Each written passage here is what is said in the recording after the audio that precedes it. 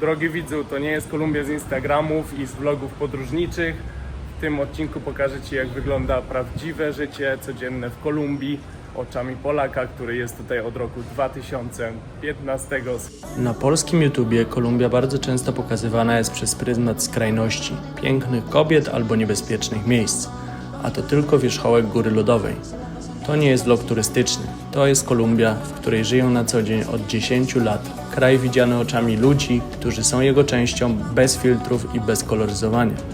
Jeśli chcesz zobaczyć Kolumbię taką, jaką jest naprawdę, zapraszam na pierwszy odcinek tej wspaniałej przygody.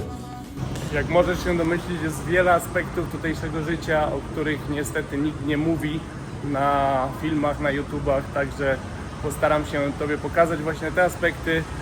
Oczywiście zaczniemy najpierw od lokalnego śniadania kolumbijskiego. Tutaj mamy taką ładną miejscówkę na śniadanie. Zostaliśmy zaproszeni, także zobaczymy zaraz, jak to wygląda. Zmierzamy na 4. piętro. Tam mamy taras. Buenos días. Preparando arepas.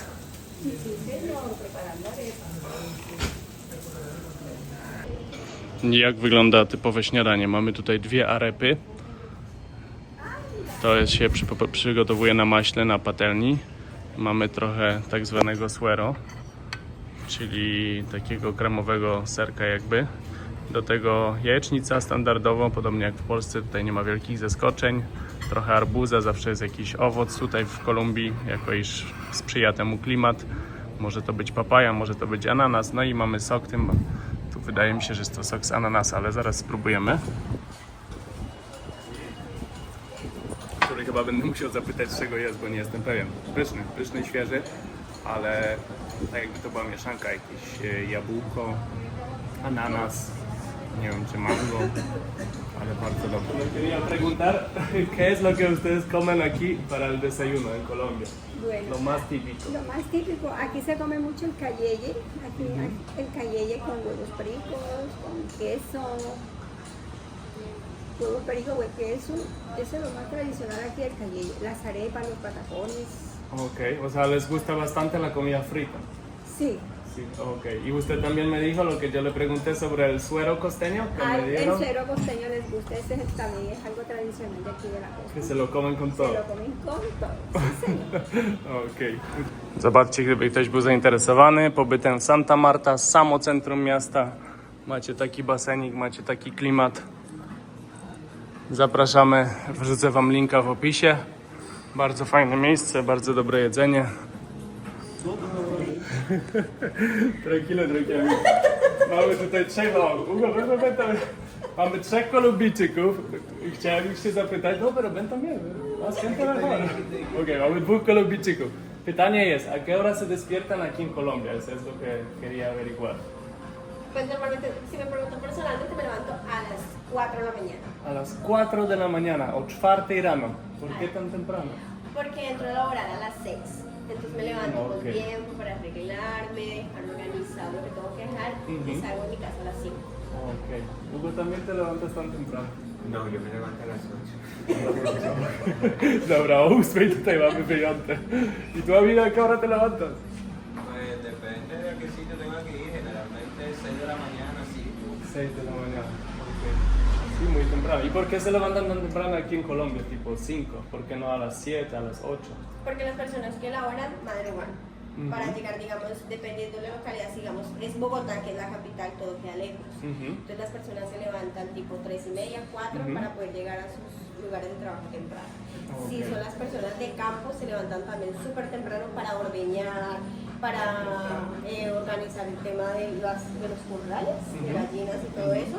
Entonces ellos también madrugan muchísimo, los que son del campo y la capital y entre otras áreas también madrugan bastante. O sea, por lo general, ¿a qué hora empiezan a trabajar aquí en Colombia? 6 de la mañana. 6 de la mañana. A 2 es el horario establecido. Wow, súper temprano. En Polonia empezamos a los 8, 9. Bueno, Dobra, na pewno się pytacie, a co z kawą?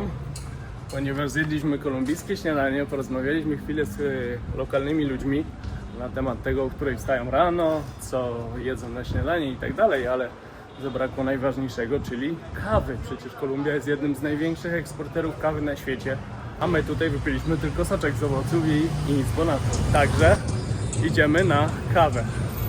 Mam jedną rekomendację, nigdy tam nie byłem, sprawdzimy, zaraz przyczaimy, czy warto. Zaczyna tętnić życiem, jak widzicie.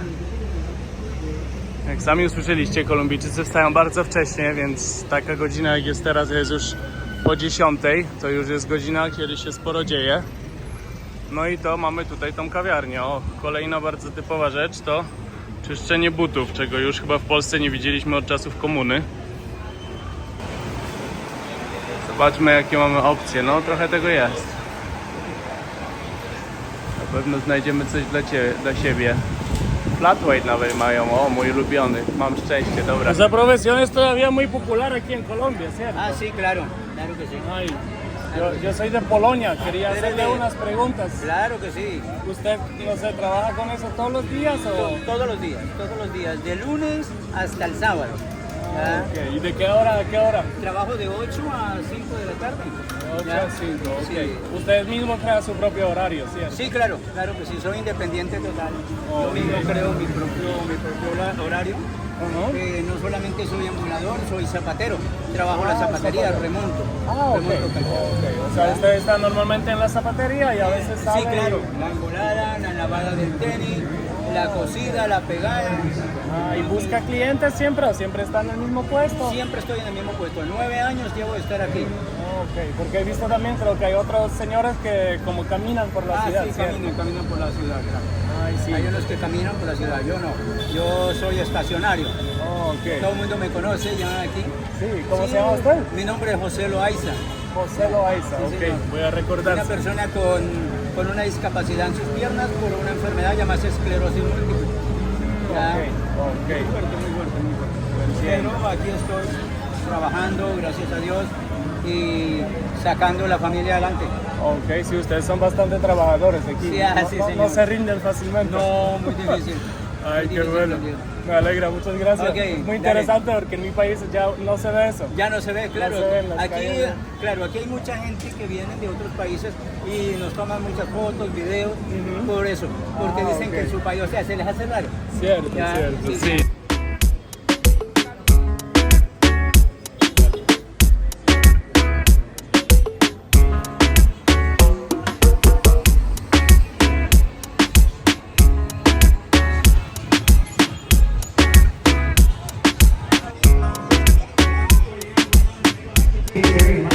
Jak widzicie, na każdym rogu można znaleźć świeże owoce, tak jak tutaj mango.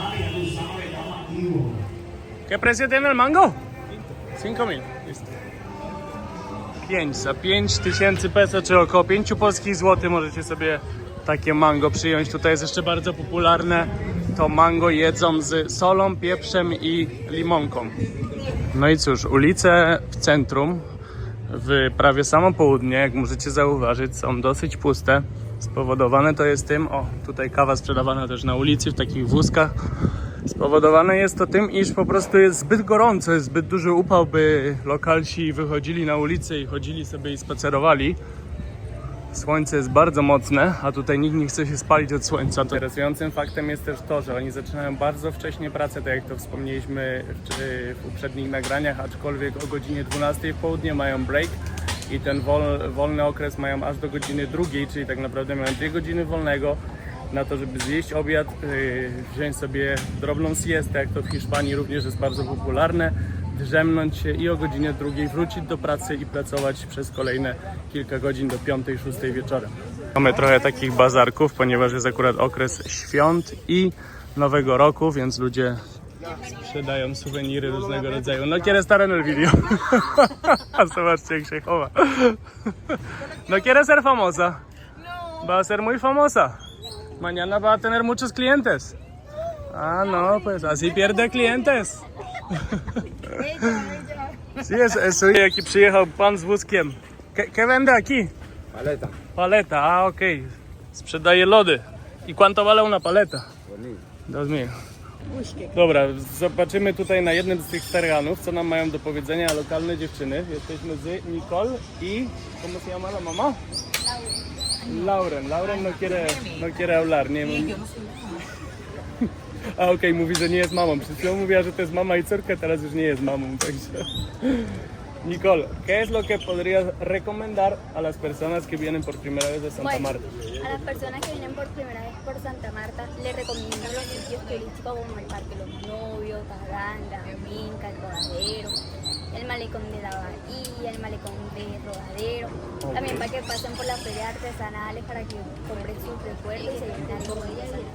Como este. Sí. Ah, perfecto, wow. ¿Y cómo te llamas tú? Yulitza, ok, un placer, Michał. Entonces la pregunta es, ¿qué es lo que más podría sorprender a un turista que por primera vez viene a Santa Marta? Nuestro trato, nuestra hospitalidad. Nosotros los usuarios nos consideramos muy familiares y a todos los tratamos por igual. Ok. ¿Y cómo ustedes demuestran esa hospitalidad? Tratándote como si fuéramos vecinos, o sea, hola, ¿cómo estás? Si necesitas algo, no vamos a dudar de llevarte hacia ese lugar, no es que te vamos a mandar a una dirección equivocada. O sea, siempre tratamos de que los turistas aprovechen el máximo nuestra ciudad i que regresen siempre. Okej, bueno, to jest muy interesante i mówi bardzo tutaj ważne rzeczy, bo u nas w Polsce ludzie są trochę zamknięci, jakby taki kontakt, właśnie interakcja z ludźmi gdzieś tam na ulicy nie jest u nas popularnym, jeżeli nie znamy drugiej osoby, a tutaj jak widzicie podszedłem do tych wszystkich osób randomowych i rozmawiamy sobie i są mega otwarci, mega życzliwi i chcą udzielić wywiadu i tak dalej. Gracias. I czas na lokalny obiad w takim miejscu, może nie wygląda najlepiej, ale uwierzcie mi, że jedzenie jest spoko i cena przystępna. Zaraz wam pokażę, co zamówię i powiem dokładnie, ile zapłacę. Wiecie, co jest dobre w takich miejscówkach? Dobre jest to, że dostajecie pełnowartościowy posiłek, a mianowicie zupę i drugie danie. Także zupka bardzo przyzwoita zawsze. Dosyć dają ají tabasco, także jak ktoś lubi na pikantno, to bardzo polecam. Do tego limonkę. No i za chwilę przyjdzie drugie danie. Zupka zjedzona ze smakiem. Tak wygląda drugie danie. Nie jest ono pełne, że tak powiem. Jest to filet z ryby z arroz de coco, czyli ryż z mleka kokosowego jakby, czyli z mlekiem kokosowym. Do tego trochę surówki. Taka cała kombinacja plus zupa kosztuje 18 000 peso, czyli około 18 polskich złotych za pełen obiad. Wyobraźcie sobie, co się stało. Wychodzę z tego całego obiadu, zbliżam się do swojego samochodu, patrzę, jakiś mega czysty ten samochód. Przecież jak przyjechałem, to on był tak brudny, że ja już od 2 czy 3 dni myślę o tym, żeby pojechać na myjnię. A parkingowy, który tam chodzi dookoła, wiem, że on czasami myje ludziom samochody, choć tym razem ja go o to nie prosiłem. W sumie nigdy go o to nie prosiłem dotychczas, więc zawołałem go i pytam się, kurczę, czy to ty, czy twój kolega umył mi samochód, bo mówię, coś ten samochód jakiś wyjątkowo czysty. Ja w ogóle myślałem, że to nie mój, no ale kluczyk otworzył auto, no to mówię, no dobra, chyba moje. Siadam do środka i on mówi, tak, prezent na święta. Mówi, prezent na święta, nawet nie chciał, żebym mu dał za to kasę, wyobraźcie sobie, rzuciłem mu tam 4000 peso, 4 złote. Powiedział, nie, nic więcej mi nie dawaj, to jest prezent ode mnie na święta. No tacy są ludzie, nie? Taki człowiek, który żyje na ulicy i tak ma bardzo, bardzo biednie w jego życiu. Także powiedziałem mu, że słuchaj, wrócę teraz do domu, poszukam jakichś ciuchów, co mam i tak dalej, ubrań, w ogóle butów i wszystkiego. Zrobię jakąś tam selekcję i tak dalej, no i ci przywiozę i ci podaruję jakieś ciuchy, no bo naprawdę goś zasługuje. Jest, nagrywa się? Nagrywa się. Dobra.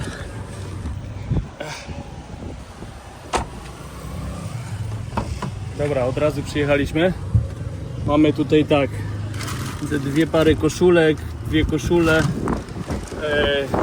3 pary butów, oczywiście to wszystko jest używane. Także nie jest to nowe, ale myślę, że gość będzie zadowolony. Amigo! Mira, estoy grabando porque estoy haciendo un material para mis paisanos de Polonia. Ahí tienes ropa desusada, pero igual espero que amiga, para no, si quieres la compartes con tu compañero. Perfecto. Cuando encuentre más ropa. Zatem, no miły gest z jego strony, że umył mi samochód i tak zupełnie sam z siebie nie chciał za to pieniędzy, więc wiecie, karma wraca do człowieka dobra. Zawsze też mówię, jak ktoś jest miły dla innej osoby, to ta inna osoba się odwdzięcza tym samym, także dałem mu siatkę, tam mu wrzuciłem ze 2 pary spodni w idealnym stanie, jakieś tam 2 koszulki, 2 koszule i 3 pary butów używanych oczywiście, no ale miejmy nadzieję, że mu to posłuży. Jest także już godzina dochodzi 3 po południu, tutaj zawsze jest wschód słońca mniej więcej o 6 rano, a zachód o 6 wieczorem. Także nie ma tych różnic jak w Polsce. Mamy dzień, który trwa około 12 godzin i noc około 12 godzin. Zmierzamy teraz do Rodadero, które jest przyległe do miasta Santa Marta na wybrzeżu Kolumbii. I będziemy uderzać za chwilę na siłownię, ale jeszcze wcześniej spróbujemy najlepszą kawę w Kolumbii, o której pewnie nie słyszało większość z Was, a powiem Wam bardzo dużą ciekawostkę na jej temat. No i później jeszcze innych parę rarytasów, które nie są pokazywane na vlogach turystycznych, ponieważ nie są to może stricte aspekty turystyczne, a na pewno zaciekawią każdego widza, więc zostańcie ze mną do końca. I idziemy właśnie do Juan Valdeza, czyli najbardziej znanej kolumbijskiej kawiarni, w której uważam, że kawa jest najlepsza z najlepszych, nie równa się z żadną inną. I uwaga, tutaj ciekawostka dla Polaków, a mianowicie kawa z Juan Valdeza jest już dostępna w Polsce, a dokładniej w supermarketach Biedronka.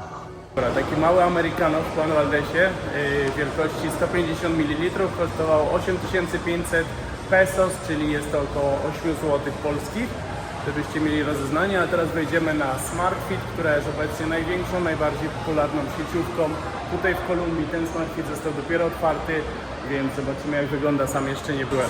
Zdecydowanie muszę stwierdzić, że wygląda dużo spokojniej niż pozostałe siedziby. Nie ma tyle ludzi, co jest w sumie spoko, jeżeli chodzi o trening. Wbijamy do szatni męskiej, wszystko nowiutkie. Jak widzimy, mamy położony telefon ładujący się, także jak sami widzicie, Kolumbia nie jest aż tak niebezpieczna, jak się o tym mówi.